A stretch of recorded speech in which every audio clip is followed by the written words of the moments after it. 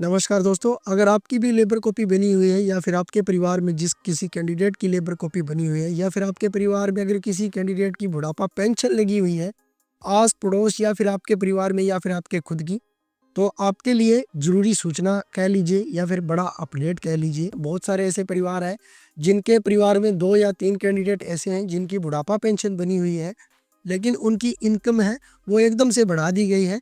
या फिर बहुत सारे ऐसे परिवार हैं जिनकी कंस्ट्रक्शन वर्कर के रूप में लेबर कॉपी बनी हुई है। उनकी लेबर कॉपी का जो पोर्टल की तरफ से हम जो ऑनलाइन उसको चेक करते हैं तो उसके अंदर हमारी जो कॉपी है वो दिखाई नहीं रहा है। तो दोनों के दोनों बड़े अपडेट आ चुके हैं। जिस किसी भाई की बुढ़ापा पेंशन लगी हुई है या फिर जिस किसी की लेबर कॉपी बनी हुई है, इस वीडियो को पूरा वॉच करना है। और इस वीडियो के अंदर मैं आपको ऐसी जानकारी देने वाला हूँ जिनमें ये 2 बड़े अपडेट सामने आ रहे हैं। हर कोई इस अपडेट के कारण जूझ रहा है। क्या ऐसे बड़े अपडेट हैं और क्या इनका जो समाधान हो पाएगा, जो पूरी जानकारी के साथ मैं इस वीडियो के अंदर बातचीत करूंगा और इसमें आपको समाधान बताने की कोशिश करूंगा।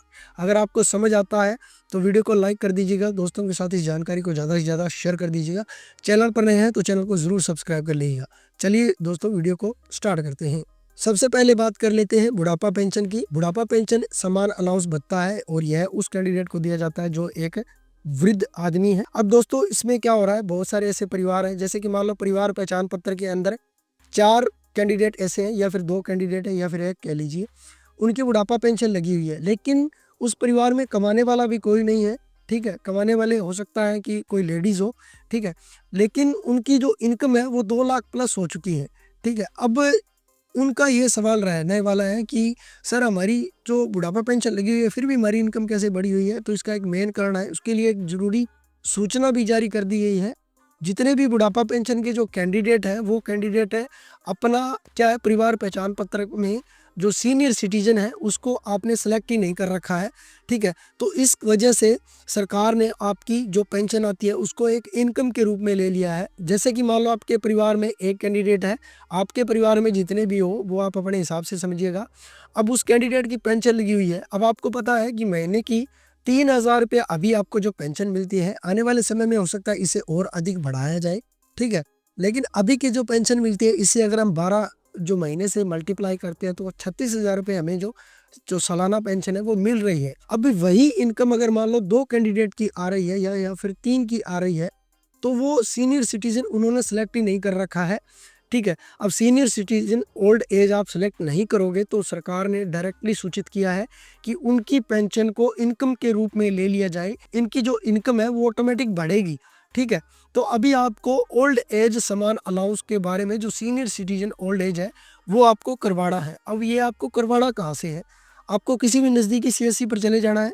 सबसे पहले आपको अपना फैमिली आईडी चेक करवाना है कि आप उन्हें बोलिए कि सर, हमारी फैमिली आईडी को चेक करना कि हमारी जो ओल्ड एज समान अलाउंस जो हमारा भत्ता लगा हुआ है, जो पेंशन लगी हुई है, ठीक है, तो उसकी जो इनकम है वो कौन सी कैटेगरी के अंदर, जैसे कि हमारा ओल्ड एज जो सीनियर सिटीजन, क्या हमारा वो सिलेक्ट है या नहीं है, तो वो आपको बता देगा कि आपकी सिलेक्ट है या नहीं है। अगर आपका नहीं होता है तो आपको सिलेक्ट करवाना है दोस्तों, और ऑटोमेटिक आपकी इनकम है वो कम हो जाएगी, क्योंकि वो आपको वृद्धावस्था जो पेंशन आपको मिलती है वो उसके अंदर आपकी घटा दी जाएगी।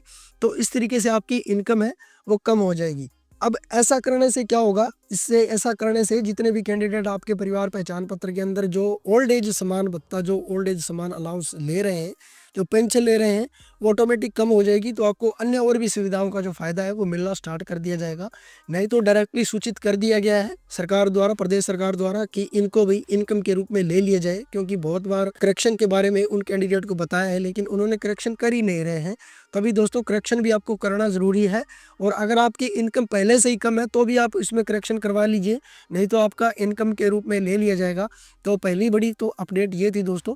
अब दूसरी बड़ी अपडेट ये है कि जितने भी कंस्ट्रक्शन वर्कर हैं, जो कैंडिडेट जिनकी लेबर कॉपी बनी हुई है, जिस भी कैटेगरी के रूप में बनी हो, कंस्ट्रक्शन वर्कर होता है तो उसकी लेबर कॉपी बन जाती है। अब बहुत सारे ऐसे परिवार हैं जो कि महिलाएं हैं, या फिर बहुत सारे ऐसे परिवार हैं जो कि लेबरर है ही नहीं, कंस्ट्रक्शन वर्कर है ही नहीं, लेकिन उनकी लेबर कॉपी बन चुकी है। या फिर जो लेबर कंस्ट्रक्शन वर्कर है और उनकी भी लेबर कॉपी बन चुकी है, तो दोस्तों बहुत सारी काफ़ी मात्रा के अंदर लेबर कॉपी को काट दिया गया है। ठीक है, तो आप ये अपनी लेबर कॉपी है वो चेक कर लीजिए दोस्तों। और समाधान इसका क्या है, अगर बाई चांस आपकी लेबर कॉपी काटी जाती है, ठीक है, तो आपको डिपार्टमेंट जाना होगा, उसके खिलाफ एक कंप्लेन भी आपको दर्ज करनी होगी, या फिर आपको शिकायत निवारण के लिए वहाँ पर पूछना होगा कि सर हम क्या करें, हम तो सच में लेबरर हैं। तो आपको उसका प्रूफ भी देना पड़ेगा कि सच में आप लेबरर हो, कहाँ कहाँ पर आपने जो काम है वो किया है।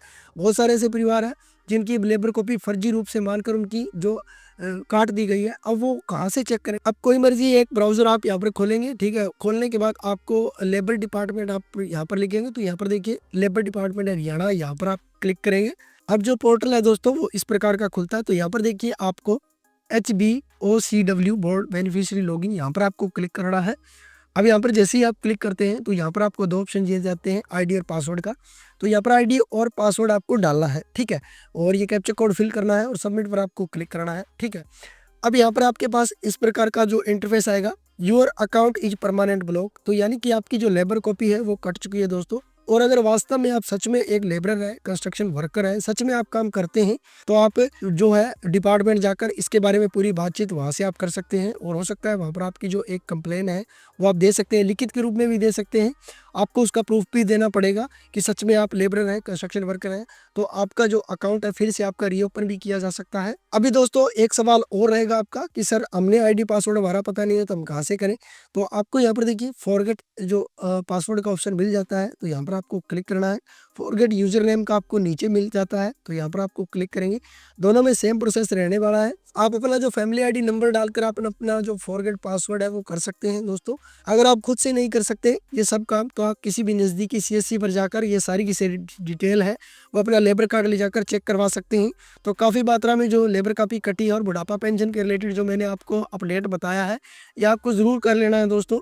अगर जानकारी अच्छी लगती है तो वीडियो को लाइक कर दीजिए, दोस्तों के साथ ही जानकारी को ज़्यादा से ज़्यादा शेयर कर दीजिए, ताकि वह भी अपनी इनकम को बढ़ने से रोक सकें। और लेबर कॉपी के अंदर अगर किसी की गलत तरीके से कॉपी कट चुकी है तो वह भी इसका निवारण है वो कर सके।